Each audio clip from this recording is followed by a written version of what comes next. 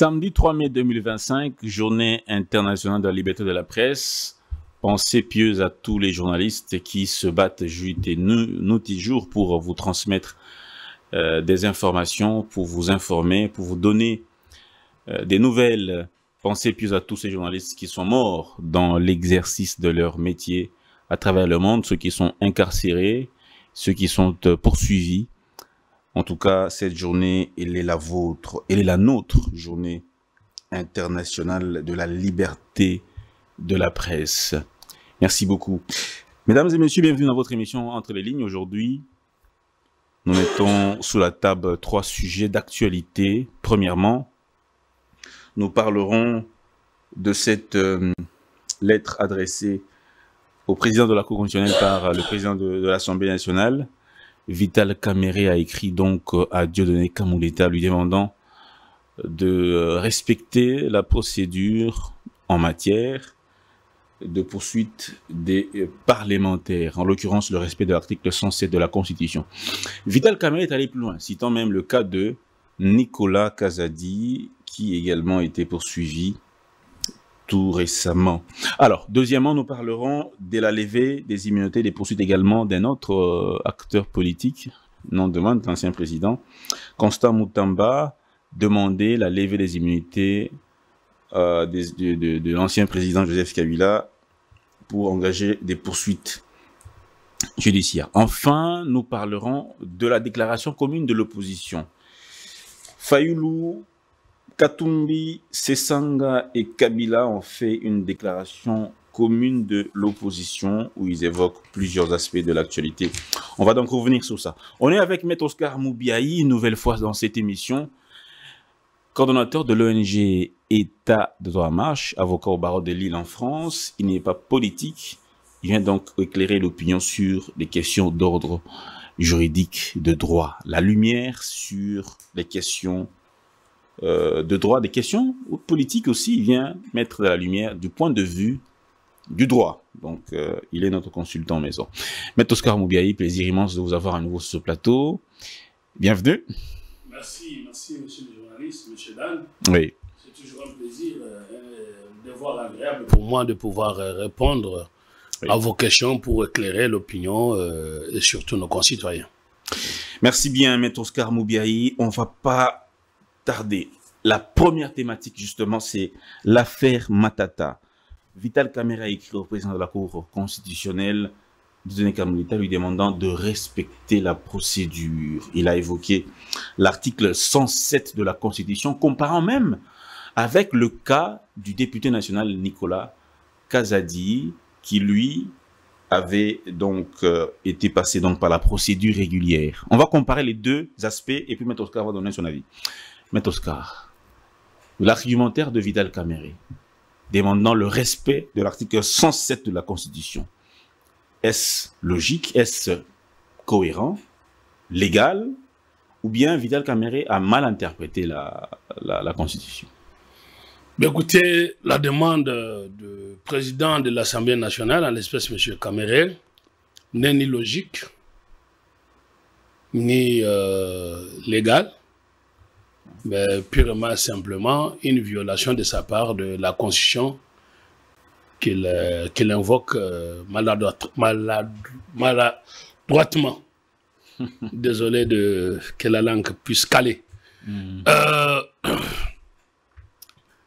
Vous prenez l'article 107 et nous souhaitons que vous puissiez nous les lire pour que nos concitoyens ou alors le monde entier puisse comprendre de quoi il est question.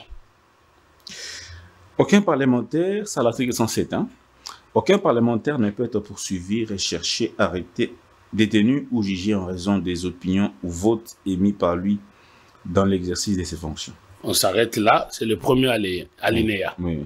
Dans le premier alinéa de cet article, aucun parlementaire, ça veut dire le sénateur ou les députés nationaux, ne peut être poursuivi. On s'arrête sur poursuivi. Qu'est-ce qu'on entend par poursuite judiciaire. Par poursuite judiciaire, l'on entend la phase d'enquête. Et qui mène l'enquête? C'est le parquet. Évidemment, les OPJ sont sous contrôle du parquet. OPJ, c'est officier de police judiciaire. Donc, le rôle que jouent nos policiers que vous trouvez dans les SOCIAT. On les appelle OPJ. Ils sont sous contrôle de magistrats. Et les magistrats, c'est ceux qui composent ce que l'on appelle parquet. Et donc, ces magistrats ont à leur tête un chef que l'on appelle procureur. Et chaque tribunal ou chaque cour a auprès de lui ou d'elle un parquet. Et le parquet a un chef qu'on appelle procureur, selon l'échelon des juridictions. Dans le cas qui nous occupe, l'échelon des juridictions où se trouve être jugé M. Matata et consort, c'est la Cour constitutionnelle. Et pré-Cour constitutionnelle, vous avez les parquets pré-Cour constitutionnelle dont le chef est appelé procureur général. Quel est le rôle du parquet? C'est de rechercher les infractions pour traduire leur auteur devant le juge. Et donc, le juge n'est pas là pour rechercher les infractions, ni pour les constater. Le juge est là pour condamner les auteurs des infractions que lui amène le parquet.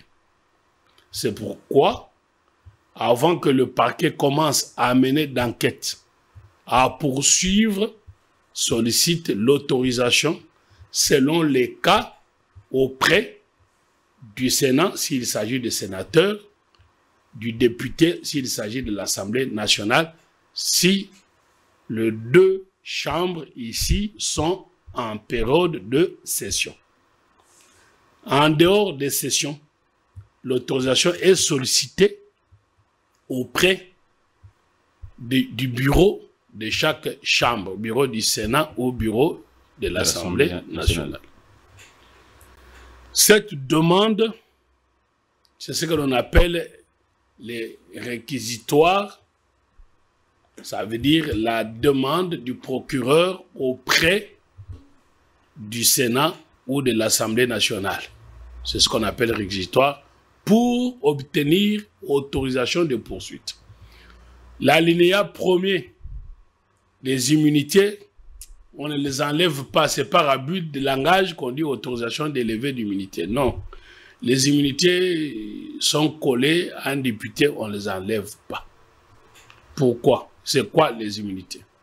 Quand un parlementaire, dans l'exercice de ses fonctions, comme vous avez vu certains parlementaires au niveau de l'Assemblée nationale, avec le président de l'Assemblée nationale, dans leur virulence, avoir des propos durs vis-à-vis du président.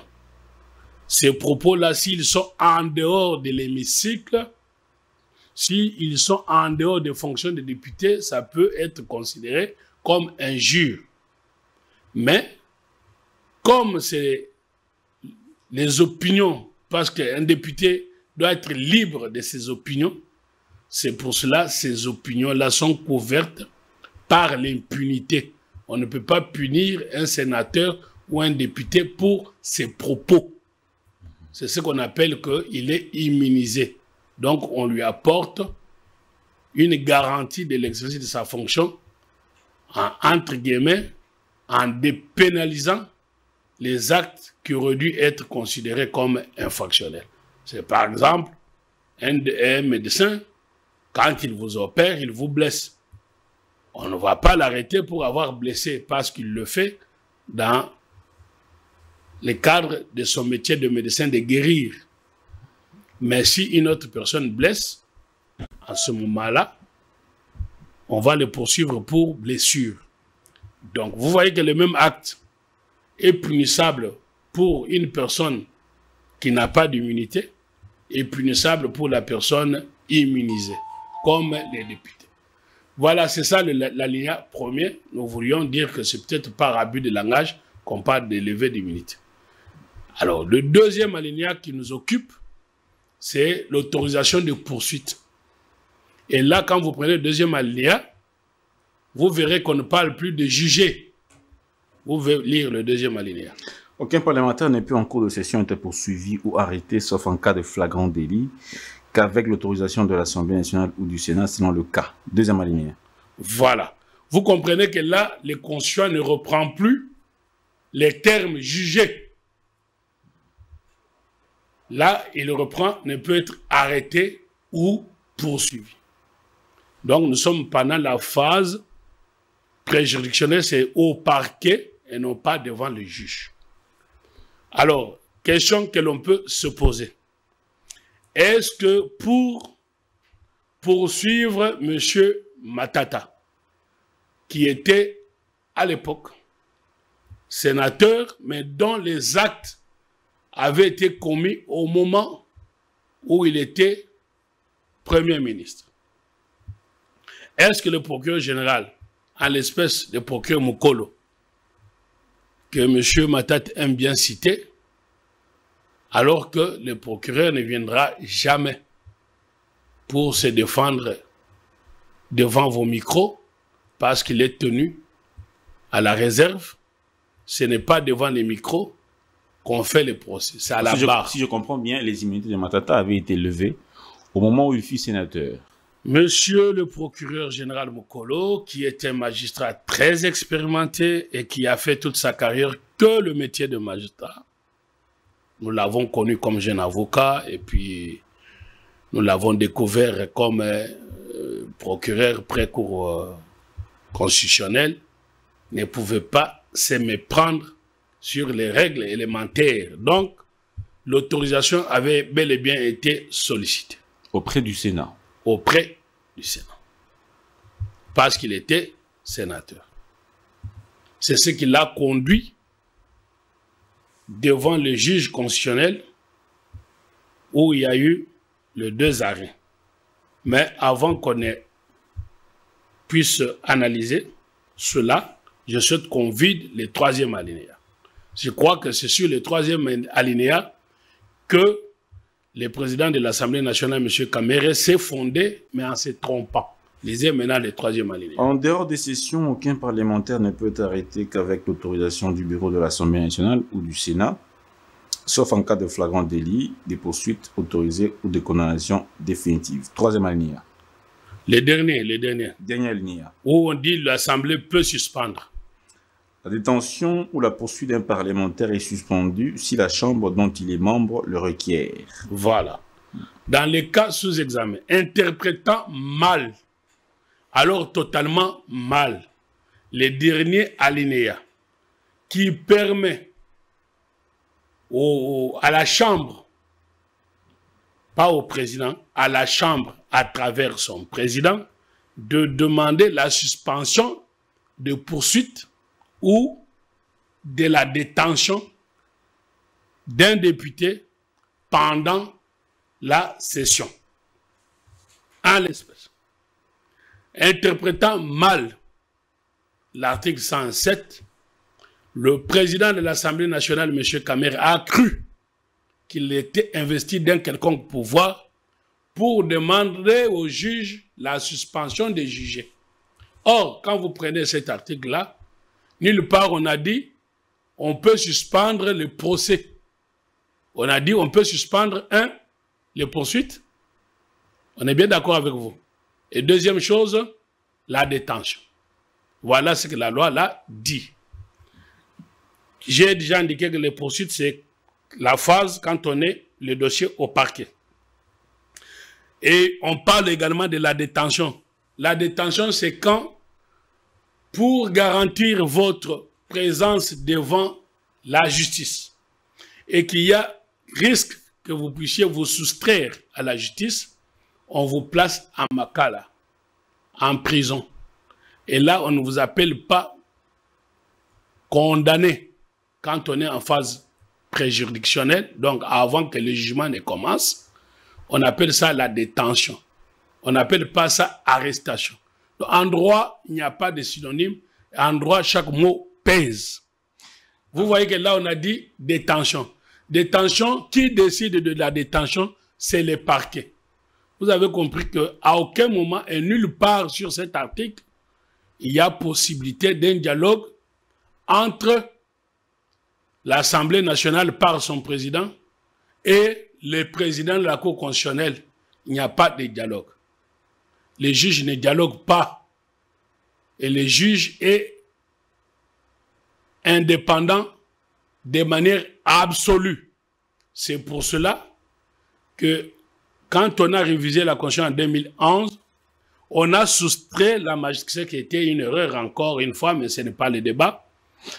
On avait soustrait le magistrat du parquet du pouvoir judiciaire. Pourquoi?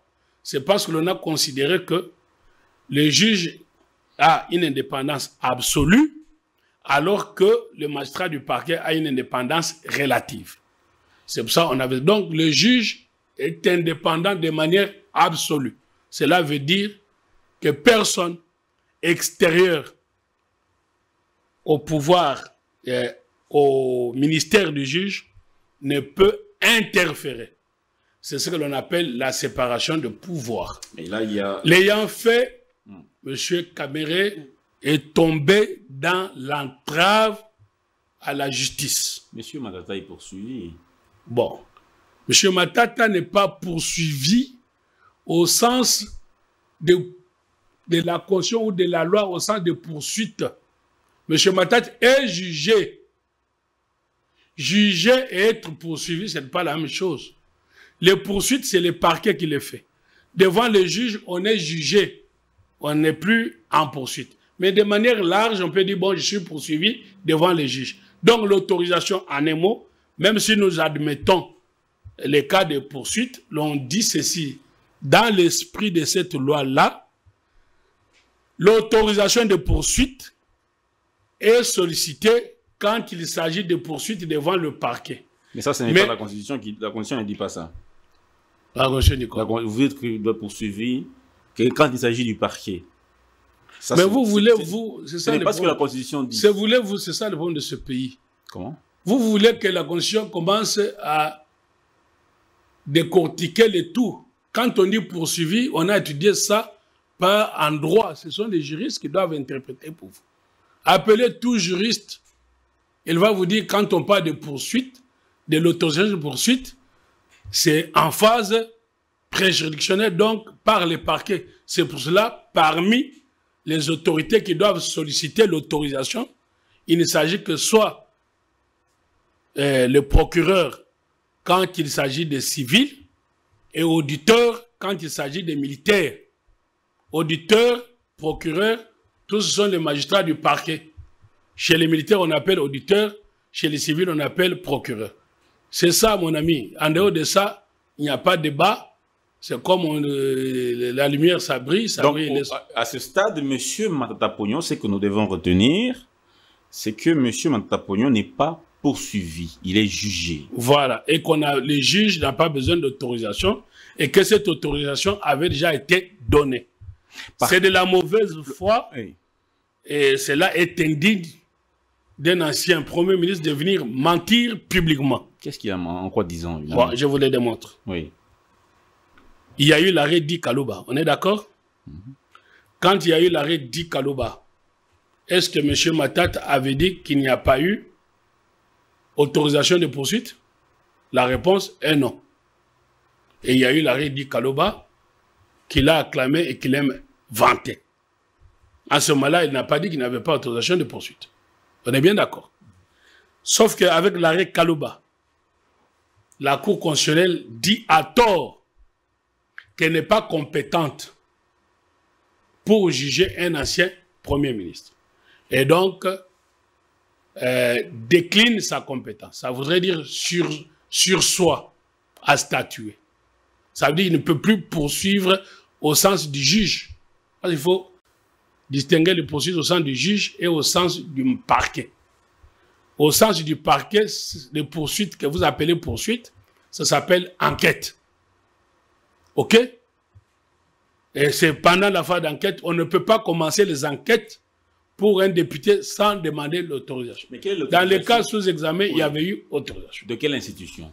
L'Assemblée nationale ou le Sénat? Mais, écoutez mon ami, Matata ayant été sénateur, l'autorisation est demandée au Sénat, comme la Constitution l'a dit. Ah, c'était la législature passée, Maître Oscar Modiaye. Ce n'est pas un problème de législature, c'est pour ça, Soufré, que je vous explique. Une fois que l'autorisation est donnée par le Sénat et que vous êtes déjà devant le juge, vous n'allez pas, parce que vous êtes devenu député, on ne va pas suspendre les poursuites pour solliciter l'autorisation à l'Assemblée nationale. Parce que quand on est déjà devant le juge n'a plus besoin d'autorisation de poursuite. Dans quelle disposition, maître? Quand vous dites que vous êtes devant le juge n'a plus d'autorisation. Ça, c'est, légalement parlant, comment on peut le justifier? Mais vous m'appelez ici comme juriste, non? Ce que je vous dis, c'est du droit. Maintenant, si vous vous doutez du droit, vous doutez des lois, vous voulez que j'invente ce que les autres sont en train d'inventer. Vous avez lu la loi là-bas. Il dit aucun député ne peut être poursuivi. Et je vous ai dit poursuivi, c'est pendant la phase d'enquête. C'est pour cela, c'est le procureur qui demande l'autorisation.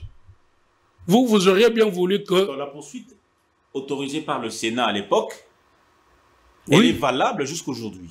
Jusqu'à ce que le procès termine. Mais pourquoi alors Vital Kamerhe? Mais parce qu'il ne connaît pas la loi. Et à ce niveau-là, c'est grave. Tout le monde n'est pas censé connaître la loi, monsieur. C'est pour ça qu'on va faire la faculté des droits.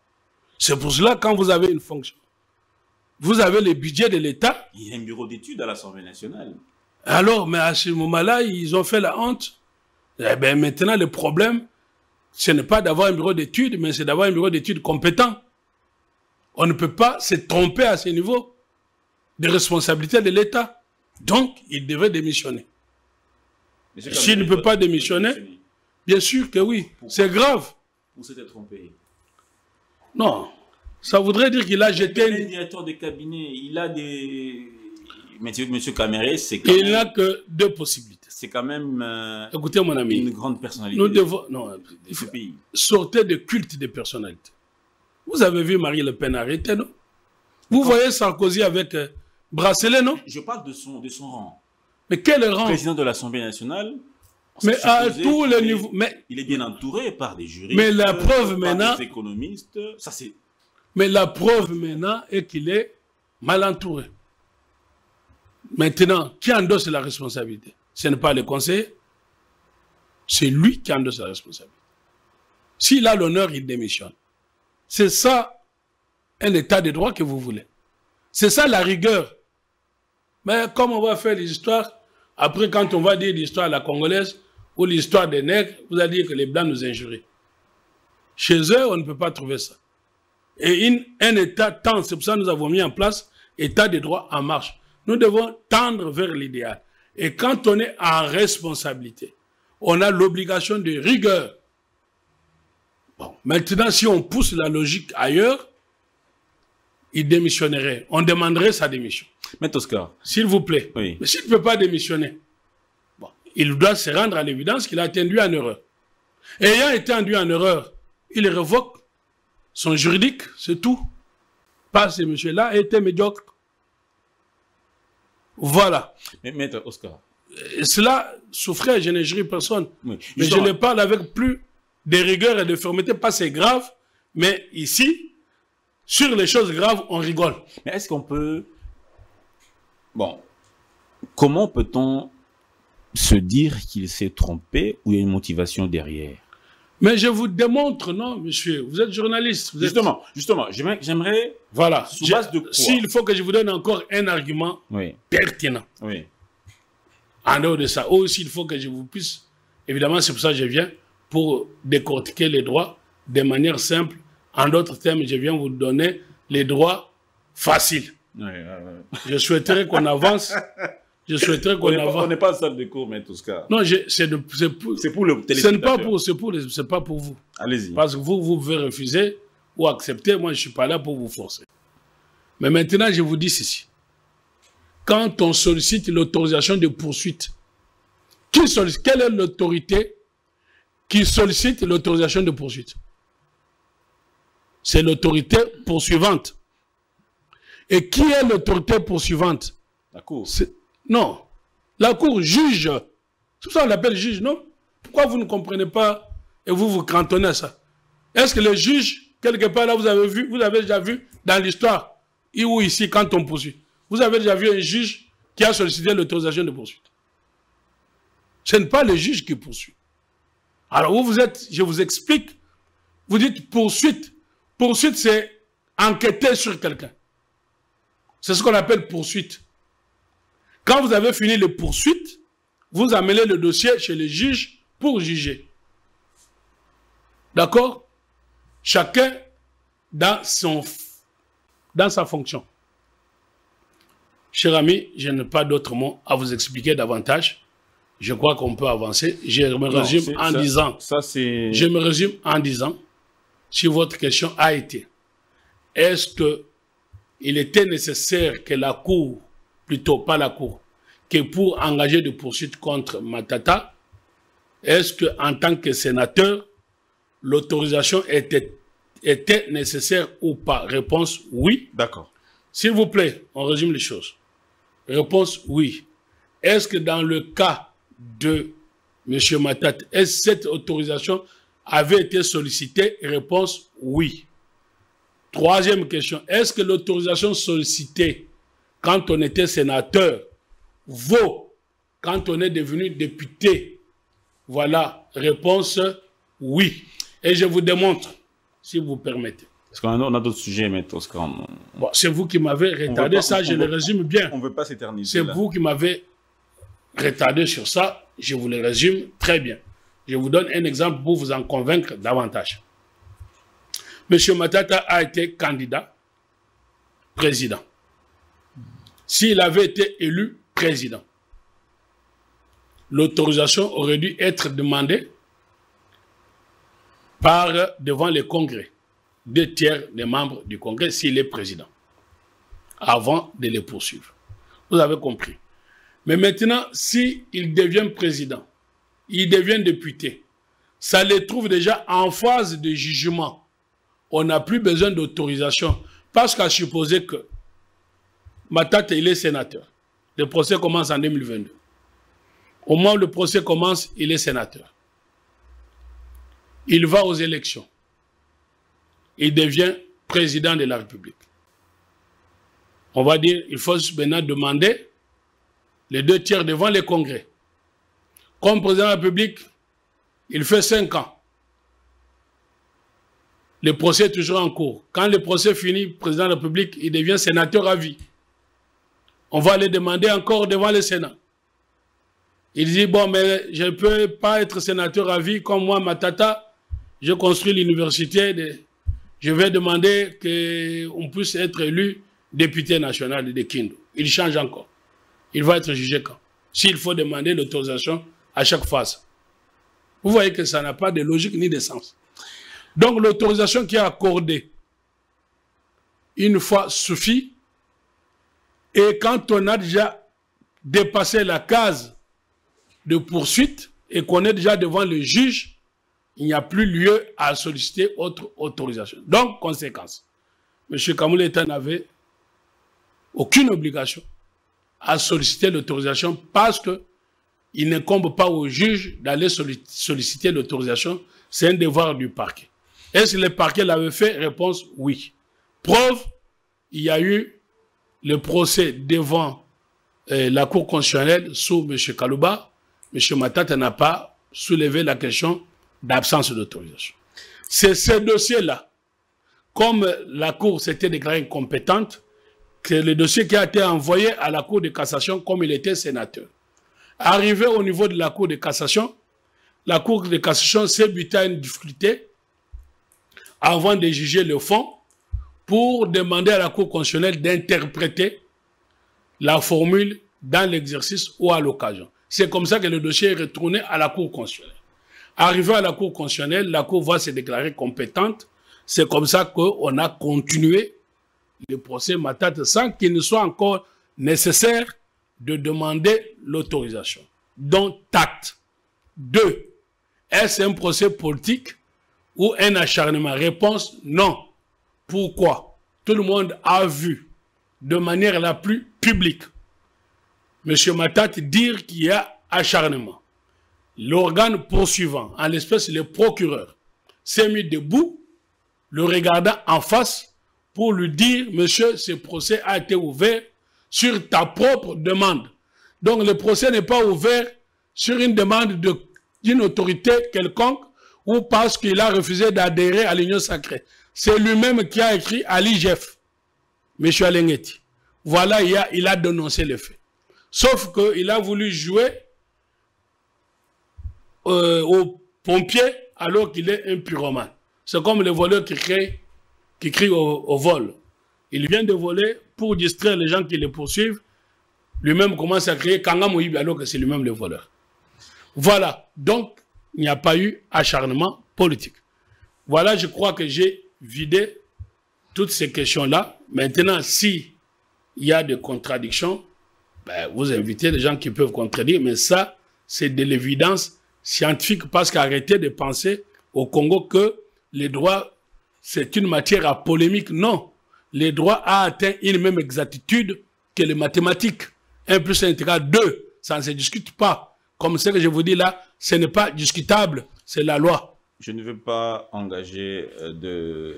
Vous ne pouvez pas engager le débat avec moi parce que ce n'est pas votre domaine. Vous êtes devenu juriste en État. Ce n'est pas mon rôle aussi, maître. Ouais, voilà. Je suis journaliste et pose des questions, mais je relève quand même quelques contradictions qui peuvent faire l'objet d'un débat. Mais là n'est pas le cas. On a l'affaire de Joseph Kabila également. Et Vital Kamerhe a évoqué également, fait la comparaison avec le cas de Nicolas Kazadi. Mais on ne va pas revenir là-dessus. On va avancer. Sans oublier que ces avocats, les avocats de Matata, ont fait savoir aussi que les immunités avaient été levées dans l'affaire des zaïrianisations. Alors, Maître Oscar Mobiaï, le ministre de la Justice Constant Moutamba a écrit à l'auditeur général lui demandant d'engager des poursuites contre l'ancien président Joseph Kabila Kabange. Le Front commun pour le Congo, sa famille politique, a réagi. Permettez que je vous lise quelques aspects. Volontiers. Voilà. Point 1. Donc, c'est communiqué officiel relatif à l'annonce des poursuites judiciaires contre le président de la République honoraire Joseph Kabila Kabange. Cellule de crise. Point 1. Le FCC exprime sa profonde indignation suite à l'annonce par le ministre de la Justice de l'injonction adressée à la justice militaire d'engager des poursuites contre son autorité morale, le président de la République honoraire, son Excellence Joseph Kabila, suivi d'une requête pour obtenir du Sénat la levée de ses immunités. Deuxièmement, le FCC rejette avec la plus grande fermeté cette énième tentative de violation de la Constitution au niveau de la République par le pouvoir dictatorial de Kinshasa et rappelle à cet effet des prescrits suivants du droit positif de notre pays que, sauf à se disqualifier, le ministre de la Justice, avocat de ce point, ne peut prétendre ignorer, à savoir. Premièrement, en tant qu'ancien président de la RDC élu, le président honoraire Joseph Kabila Kabange est de droit sénateur à vie au terme de la Constitution en son article 104 alinéa 7. Premier aspect. On peut se limiter d'abord là. Il est sénateur à globalement, pour qu'on se comprenne, oui. Globalement, oui. La famille politique de M. Kabila Oui. estime que les poursuites, l'autorisation que l'on sollicite pour engager des poursuites contre M. Kabila, c'est une violation de la Constitution ou de la loi. Oui. Ça, ok. C'est ça, globalement, ce qu'ils disent. 104, oui. Et pour cela, ils se fondent sur l'article 104. 104, alinéa 7. Vous pouvez lire l'article 104. Alinéa 7. Comme ça, on peut y aller rapidement et on aura vidé.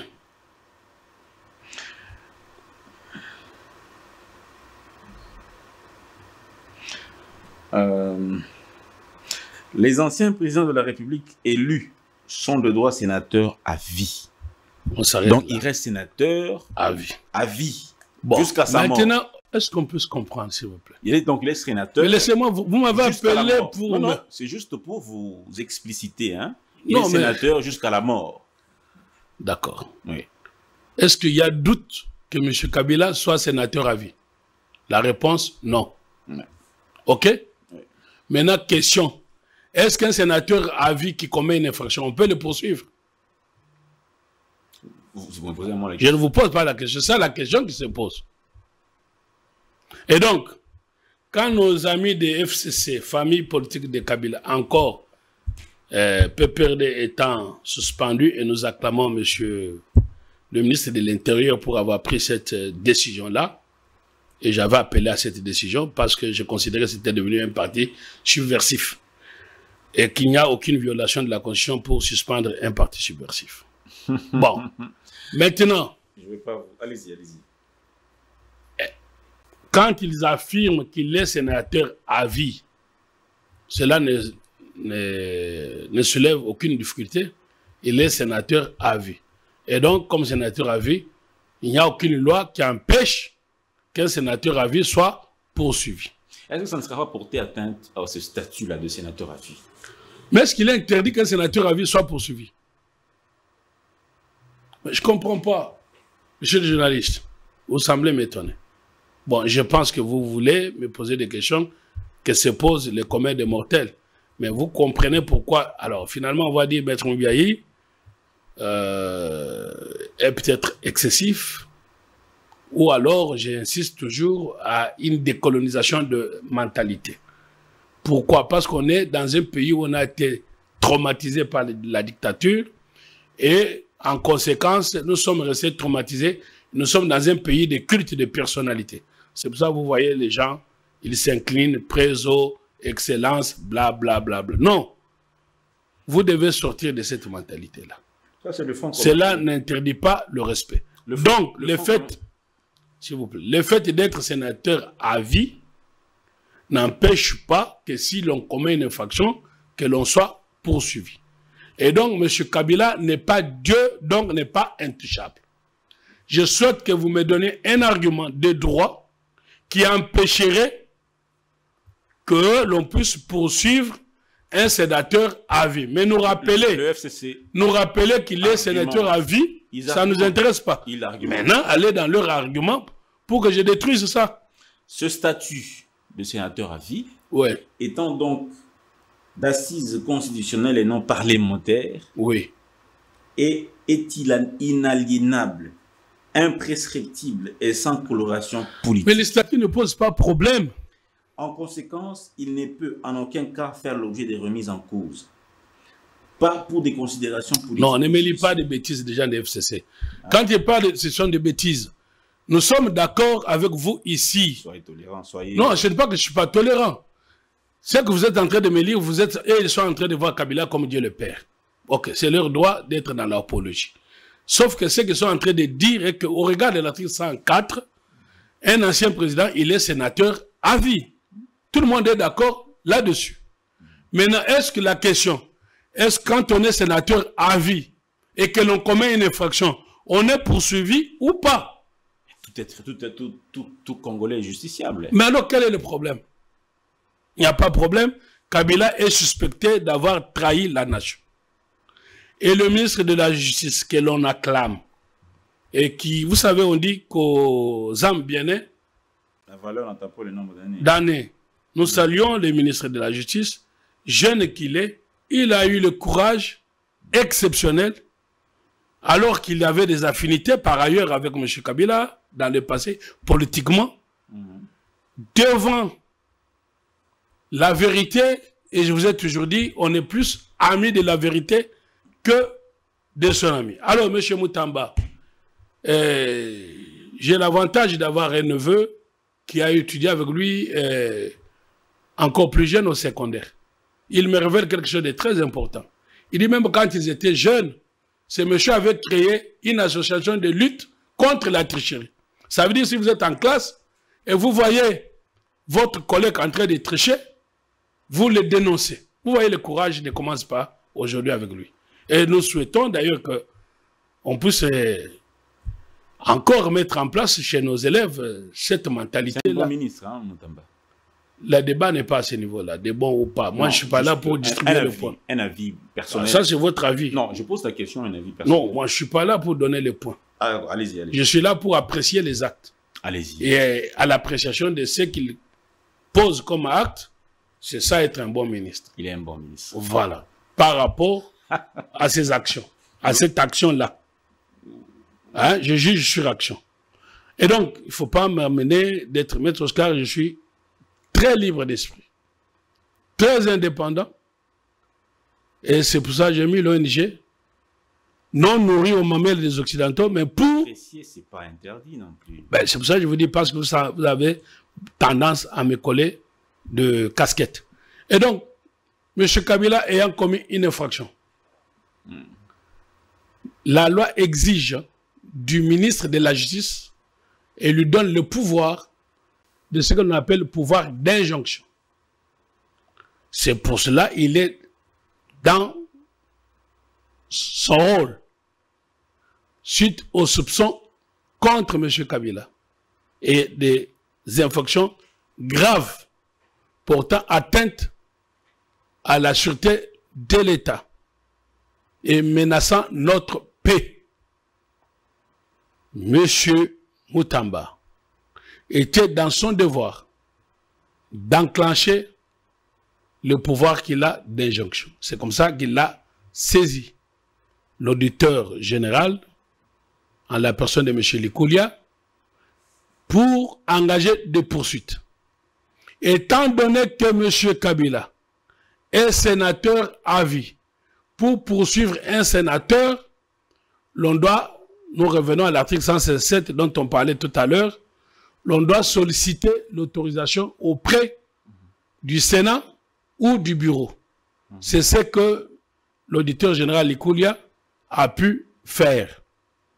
Mais maintenant, sur ce point-là, il n'y a aucune difficulté. Il parle du Congrès. Et éventuellement, la difficulté qui se soulève est au niveau de l'interprétation erronée et de l'ignorance absolue.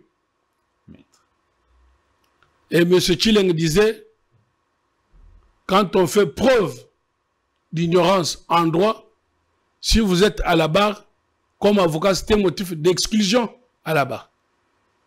Bon, ça semble un peu que, maître, je suis rigoureux. Alors, évidemment, les droits exigent une plus grande rigueur. Parce que les droits, c'est quoi? C'est un instrument de maintien de l'ordre public. Et quand il n'y a pas l'ordre, aucune société ne peut se tenir, ni dans l'espace, ni dans le temps. C'est ce qu'on dit aux jeunes qui commencent l'année de droit, la première année de droit. Le premier pas, non, c'est ça le sujet. Le premier pas, on leur dit, là où il y a la société, il y a les droits. Là où il y a les droits, il y a la société. Alors, pour dire quoi? Sans droit, il n'y a pas la paix, il n'y a pas la société. Et donc, quand vous interprétez mal les droits, vous n'êtes pas différent d'un médecin qui se trompe de la maladie et opère la tête là où il fallait opérer le pied et la personne décède. Voilà maintenant l'erreur de nos amis des FCC. Ils vont dire que M. Mutamba aurait dû solliciter le 2/3 de membres du Congrès. Et ce, sur pied de l'article 8 de la loi du 26 juillet 2018, la loi relative au statut des anciens présidents. Je ne sais pas si vous avez cette loi. Que dit cette loi? Effectivement, la loi dit qu'il faut solliciter l'autorisation auprès du Congrès. Ça veut dire les deux chambres réunies, Sénat et Assemblée nationale. Mais ça, c'est quand on veut poursuivre, pas un ancien président, mais qu'on veut poursuivre un président. Parce que ce qui est protégé, c'est quoi? C'est la fonction du président pour que les poursuites ne paralysent pas la fonction. Mais lisons d'abord, c'est que l'argument, c'est la lettre Maintenant, vous avez compris. Maintenant, si l'argument est contraire, vous me le dites et je vous démontre encore le contraire. Toute poursuite à l'encontre du président honoraire doit impérativement suivre la procédure définie par la loi numéro 18/021 du 28 juillet 2018, comme vous avez dit, portant le statut des anciens émetteurs des institutions qui, article 8, stipule que les actes... À son article 8. Pour les actes posés en dehors de l'exercice de ses fonctions, les poursuites contre tout ancien président de la République élus sont soumises au vote et à la majorité de 2/3 des membres de 2 chambres du Parlement réunis en congrès, suivant la procédure prévue par son règlement intérieur. Mais la loi dit tout ancien président de la République. Très bien. La loi dit tout ancien président de la République. Oui. Maintenant, quand on va lire de manière littérale et qu'on n'est pas juriste, on va pas comprendre. La loi, vous avez l'impression que la loi, c'est compréhensible. Non, c'est pas facile d'interpréter la loi. Ce n'est pas à la portée de tout le monde d'interpréter la loi. Donc, quand vous allez lire comme un roman, vous allez comprendre littéralement. Qu'est-ce que ça veut dire cette loi? Déjà, par son intitulé, c'est la loi portant statut des anciens présidents. Anciens présidents. Pourquoi? Pour les actes commis dans l'exercice de leurs fonctions, article 7, exercice des fonctions, c'est quand il est président. Ou en dehors des fonctions. Ça voudrait dire également, il est président, mais l'acte qu'il commet est en dehors de ses fonctions. Ça voudrait dire, M. Kabila, président, il commet les actes dans l'exercice de ses fonctions comme président. Il est en train d'aller à l'aéroport pour prendre un avion et voyager. Sur sa route, il commet l'accident alors qu'il allait à l'aéroport dans le cadre de l'exercice de ses fonctions. Vous avez compris? Cadre de l'exercice des fonctions. Il est président de la République toujours. Il commet une infraction, il appelle M. Zachary Bababa, c'est comme les rumeurs le disent. Il se met à les frapper. Ça constitue des violences physiques qui n'ont rien à voir avec l'exercice de ses fonctions. C'est ce qu'on appelle en dehors des fonctions. Donc, vous avez des infractions commises dans l'exercice ou en dehors. Maintenant, vos juristes des FCC, là, dans leur compréhension des choses, ils ont cru comprendre que cette loi des anciens présidents protégerait le président, même pour les actes qu'il commettrait quand il n'est plus en fonction. Comme par exemple, maintenant, la traîtrise dont on les soupçonne à Goma. Non, cette loi ne couvre pas cet acte. Pour vous en convaincre, allez plus rapidement à l'article 167. Parce que la loi, ça ne se lit pas de manière isolée. Il faut combiner plusieurs lois pour en dégager l'esprit. L'article 167 de la Constitution. En cas de condamnation, le président de la... Pas ça, vous sautez pour les infractions commises en dehors. Pour les infractions commises en dehors de l'exercice de leur fonction. On s'arrête là, s'il te plaît. Vous avez su bien l'article 167, hein? 167 alinéa 2. Article 167 alinéa 2. Pour les infractions commises en dehors de l'exercice de ses fonctions. On est bien d'accord. Alors, quand on prend à supposer que l'enquête venait à conclure à la haute trahison à Goma, c'est un acte dans l'exercice ou en dehors? Maintenant, là qu'il est à Goma, ou là où il est, on ne sait pas où. S'il commet une infraction, cette infraction, c'est dans l'exercice des fonctions du président ou en dehors? C'est en dehors, on est d'accord. On est bien d'accord là-dessus. Bon. Maintenant, continuez. C'est ça ce qu'on dit en dehors. C'est comme maintenant s'il violait une femme. C'est une infraction en dehors. Continuez maintenant l'article 116. Pour toutes les infractions commises en dehors de l'exercice de ses fonctions. Les poursuites contre le président de la République et le Premier ministre sont suspendues jusqu'à l'expiration de leur mandat. Très bien. Les poursuites sont suspendues jusqu'à l'expiration du mandat. Ainsi que la prescription. La prescription est également suspendue. C'est pourquoi? C'est pour dire que, comme c'est ce que je venais de vous dire, on protège la fonction. Pour ne pas paralyser et empêcher le bon fonctionnement des fonctions présidentielles, on a suspendu les poursuites pénales contre lui. Est-ce qu'on est d'accord? Et ces poursuites vont reprendre quand il n'est plus président. Et quand il n'est plus président et que les poursuites reprennent, vous verrez que l'article 167, les faits là, les hors, ne sont pas mis dans l'article 164 qui exige l'autorisation du Congrès. Là, on ne parle d'aucune autorisation à l'article 167. Voyez-vous? C'est une infraction commise en dehors. Et pour une infraction commise en dehors de ses fonctions, les poursuites sont suspendues et reprennent quand il n'est plus en fonction. Là, quelqu'un qui est devenu citoyen ordinaire, pourquoi on va aller réunir les congrès? Vous savez, le budget pour réunir les congrès, combien ça coûte? C'est beaucoup d'argent. Vous allez réunir les congrès pour poursuivre un citoyen ordinaire. La réponse est non. Donc, il faut maintenant prendre cet article qui met en lumière l'article 8 qu'ils évoquent pour conclure que pour les infractions commises en dehors de ses fonctions, il n'est plus poursuivi sous la procédure de l'article 166 qui exige le 2/3 des membres 2/3 de vote des membres du Congrès, mais il est poursuivi au statut qu'il a quand il n'a plus de fonction. Et comme il n'a plus de fonction de président, l'article 164, comme nos amis de FCC le disent, lui donne le statut de sénateur à vie. Maintenant, question, doit-il être poursuivi comme ancien président ou comme ancien sénateur et comme sénateur à vie? Alors, la réponse est, c'est que le ministre a interprété, et d'ailleurs à son avantage, parce que moi j'ai une interprétation encore plus sévère contre lui. En ce moment-là, il a interprété, et tant qu'il est sénateur, il doit être jugé avec la casquette de sénateur à vie.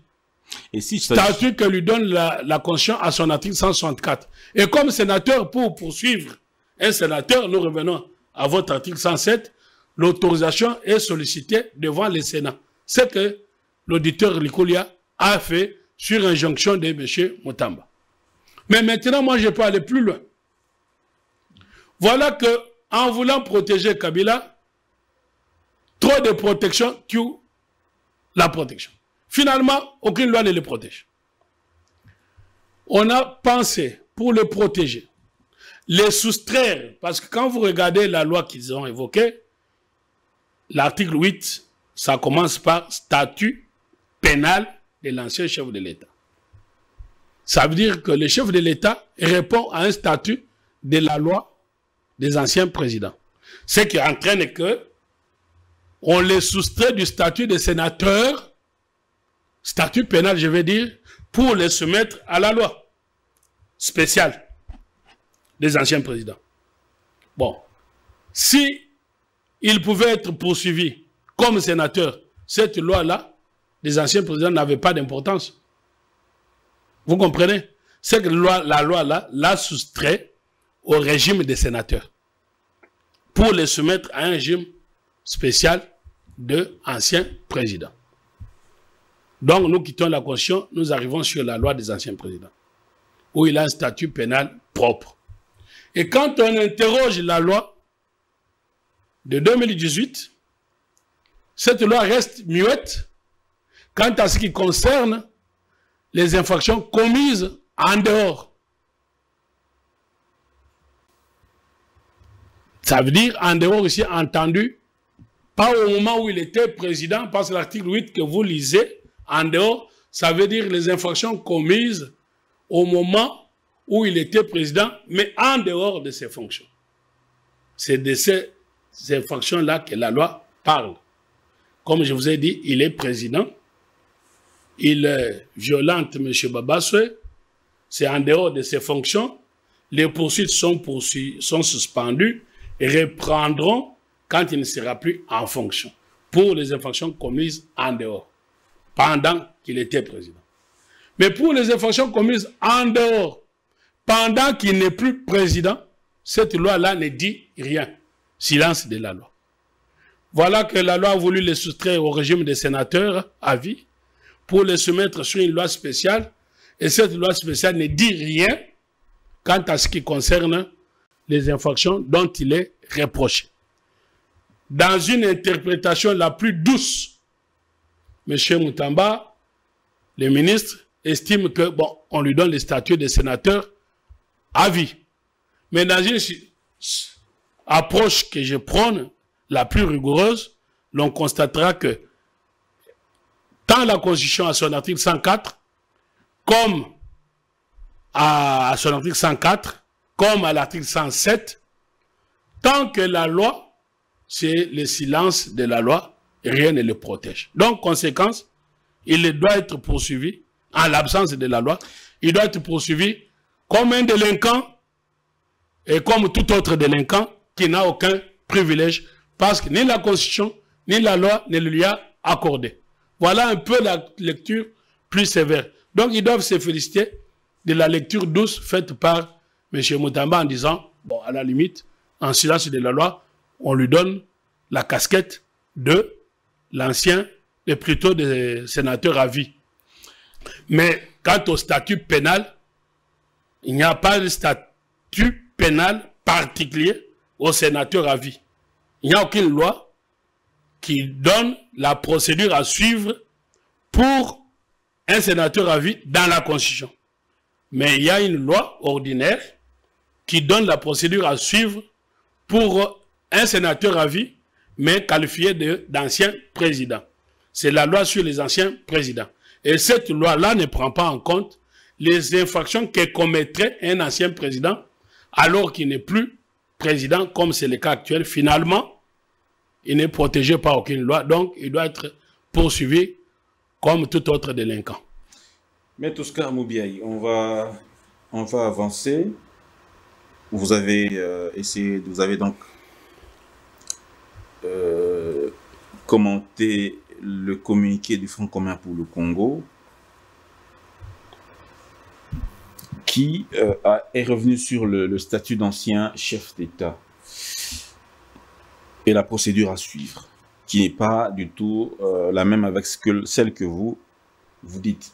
Alors, la science reste la science elle-même. Voilà, Maître Oscar Moubiaï, invitez leur juriste, je suis prêt à débattre devant vous. Maître Oscar, il y a finalement, on va finir en moins de 2 minutes, hein. Un petit mot sur la déclaration commune de l'opposition. Il y a plusieurs points qui ont été évoqués, hein. Plusieurs points qui ont été évoqués. Certainement, vous avez lu cette déclaration commune de l'opposition. Katumbi Fayulu Sesanga Matata. Alors, ces personnes qui s'allient, qui signent un communiqué conjoint avec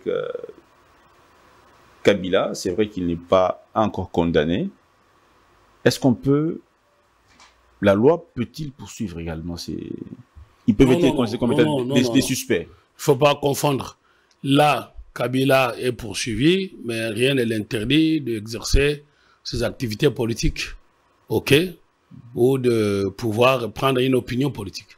Et le fait de partager une opinion politique avec M. Kabila n'entraîne pas que on est complice ou co-auteur de M. Kabila. Mais en revanche, ce qui nous intéresse maintenant, c'est la déclaration politique qui est faite. Alors, nous pouvons analyser cela sur 2 aspects. Premier aspect, c'est quant à l'opportunité. Tout le monde sait que Goma est tombé il y a quelques mois. Tout le monde sait que c'est depuis toujours que Rwanda nous agresse. Tout le monde sait que le président de la République a initié les dialogues, plutôt les consultations pour déboucher sur un dialogue, même si j'étais pas d'accord avec cette approche, parce que je considère que le dialogue, c'est pour résoudre une crise interne. Mais une crise extérieure ne se résout pas avec le dialogue. Bon, très bien. Vous avez vu aucune déclaration et ces diablotins ont refusé, croyant à la puissance de leur père, les diables, Kagame. Ils étaient sûrs que le pays allait effondrer. Et vous en avez vu d'autres qui ont entrepris des périples pour aller demander la démission de M. Tshisekedi. Donc, ils étaient convaincus que, les moments-là, leur père, les diables, donc Kagame et le Rwanda, avec les diablotins de M23 et consorts, et des Nanga, ce sont des gens que j'appelle les diablotins par rapport à leur Dieu père, les diables. Les diables, dans le sens qu'il nous veut du mal. Les diables, c'est celui qui, pour les enfants, il faut dire à nos enfants que ces messieurs-là nous veulent du mal. Alors, ils n'ont pas accepté qu'il y ait dialogue. Aujourd'hui, il fallait attendre que l'Amérique tape le poing sur la table et qu'ils comprennent que leur Dieu, leur diable est en perdition de vitesse. Et quand le diable s'en va, ces enfants sont en perdition. Ils vont errer dans la nature. Il a fallu qu'ils voient ça pour venir demander maintenant les dialogues. Alors, en venant demander les dialogues, nous disons, par rapport au temps et à l'opportunité, donc, une démarche tardive et une démarche de rattrapage pour se faufiler dans ce qui se passe aujourd'hui. Aujourd'hui, ce n'est plus un problème interne, c'est un problème régional. Ça veut dire qu'on traite de pays à pays, ce qui rejoint à ce que le président Tshisekedi disait qu'il préfère discuter avec le Rwanda que ses pantins. Alors maintenant, les pantins veulent retrouver place dans ce dialogue qui est maintenant d'État à État. Donc leur place n'est pas là. Et ensuite, quant au fond, vous voyez que c'est dangereux si on les suit. J'en ai fini par là. Oui. Vous voyez que c'est dangereux si on les suit. Quand vous analysez surtout le point 4 de leur déclaration, quand vous analysez leur approche, ils sont en train de démontrer qu'il y a une crise interne de légitimité. Ils vont vers les élections, alors que la crise qu'il y a à ce jour n'est pas une crise interne, ni de gouvernance, ni de problème d'élection. C'est une crise qu'un agresseur nous agresse. Si vous allez à l'Est, vous n'allez pas parler élection aujourd'hui. Vous n'allez pas dire Tshisekedi gouverne mal. Les gens de l'Est disent Kagame nous tue. Alors comment eux maintenant déplacent les problèmes dans leur compréhension pour faire, et c'est là ce qui est dangereux, pour faire démontrer que c'est un problème congolais ou congolo-congolais. C'est un problème interne aux Congolais. Là, c'est pour donner encore argument au Rwanda pour dire, nous vous avons dit que c'était un problème congolais. Vous voyez vous-même, les Congolais disent. Donc les diablotins sont en perdition. Et étant en perdition, nous demandons au président de la République de ne pas ouvrir l'œil ni de s'apitoyer sur un diable. Et ses enfants diablotins, les diables qu'ils rentrent chez lui au Rwanda, les diablotins pour ceux qui ont la nationalité autre que la nationalité congolaise, qu'ils rentrent là où on peut, où ils peuvent aller se réfugier, et leur place n'est pas ici. Et donc, je crois que ça serait une erreur grave que le président de la République, en ce moment où nous sommes tournés à faire face à l'ennemi, d'ouvrir un dialogue interne. Non, il n'y a pas. S'ils ont les idées, ils sont citoyens, qu'il a donné les idées, que le président ouvre boîte à idées, ils écrivent, président, nous pensons que pour finir la guerre, comme Katumbi le disait, j'ai acheté F-16, comme il disait qu'il va finir en 3 mois. Voilà, bon citoyen que je suis, je vous donne les avions F-16.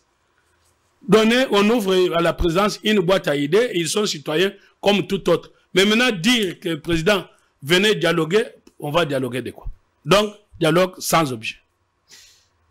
Merci bien, Maître Oscar Mubiayi. Le temps nous est imparti. On n'a pas voulu tirer les choses en longueur. On s'arrête là. Voilà, il y a beaucoup de questions également qui devraient venir, mais on n'a pas voulu tirer les choses en longueur. Je crois qu'on aura suffisamment de temps pour évoquer chaque aspect de façon beaucoup plus détaillée. Certainement, on aura également des contradicteurs qui sont en train de nous suivre en ce moment. Maître, merci beaucoup. L'émission a été longue. C'est moi qui vous remercie. Valait la peine. Merci beaucoup. Merci aussi à tous ceux qui nous suivent à travers le monde, l'Europe, la France, et tous ceux qui... je suis au courant. Je lis vos messages. Tous ceux qui m'attaquent. Sachez que c'est notre travail. Nous continuerons à travailler, à servir. Si vous me permettez des mots, donc comme il y a la question d'actualité, ça revient, j'envisage alors, parce que je ne dois pas passer sur chaque chaîne, ça devient lourd, donc j'avais envisagé une conférence débat. J'annoncerai les jours, l'heure et la salle. Comme ça, on ouvre la place à la parole. C'est ça le but de mon ONG. Comme ça, c'est une question, des questions d'intérêt public. Et comme ça, tout le monde a le débat. Et que ceux qui estiment qu'ils ne sont pas d'accord avec moi, ils peuvent venir. On va débattre du matin au soir de manière scientifique. Et c'est une très bonne chose dans l'intérêt du pays. Dans l'intérêt du pays. Mesdames et messieurs, merci. À très vite.